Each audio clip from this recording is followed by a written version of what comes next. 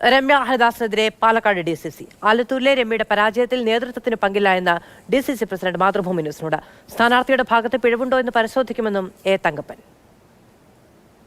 സംസ്ഥാനത്താകെ UDFന് വലിയ നേട്ടമുണ്ടാക്കാൻ കഴിഞ്ഞുവെങ്കിലും ആലത്തൂര് നഷ്ടപ്പെട്ടു. 1 ലക്ഷം അധികം ഭൂരിപക്ഷം ഉണ്ടായിരുന്നു. 15,000-നും ഇടയിൽ വോട്ടിന് പോകുന്നൊരു സാധ്യതയുണ്ടായി. അപ്പൊ അതിനെങ്ങനെയാണ് ചില പോരായ്മകൾ ഉണ്ടായി എന്ന് തോന്നുന്നു.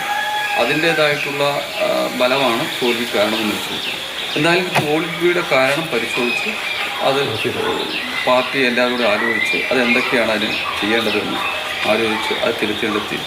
ഈ തെരഞ്ഞെടുപ്പ് പ്രചരണ കാലത്തൊക്കെ രമ്യയുടെ ഭാഗത്തു നിന്ന് ഏതെങ്കിലും തരത്തിലുള്ള പിഴവുകൾ ഈ ഒരു വിധിയെ കാരണമായിട്ടുണ്ടോ, ഈ ഒരു ജനവിധിക്ക് കാരണമായിട്ടുണ്ടോ? ഇതുണ്ടോ ഇല്ലയെന്ന് പരിശോധിക്കും. എന്തായാലും എന്തൊക്കെയോ ഒരു ഇത് കേൾക്കുന്നുണ്ട്. എന്തായാലും എവിടെയാണ് പിഴവ് സംഭവിച്ചത്, ആർക്കാ പിഴവ് സംഭവിച്ചത് എന്നുള്ളത് പരിശോധിച്ചിട്ട് അത് തിരുത്തേണ്ടതാണ്. അത് സംഘടനാ ദൗർബല്യം കൊണ്ടല്ല, ചില തെരഞ്ഞെടുപ്പിലായ പോരായ്മയുണ്ട്. അത് തോൽവി കാരണമായി കാണും. മൽഗോഡ് സി മോഹനൊപ്പം Google VS, Mathrubhumi news, Palakkad.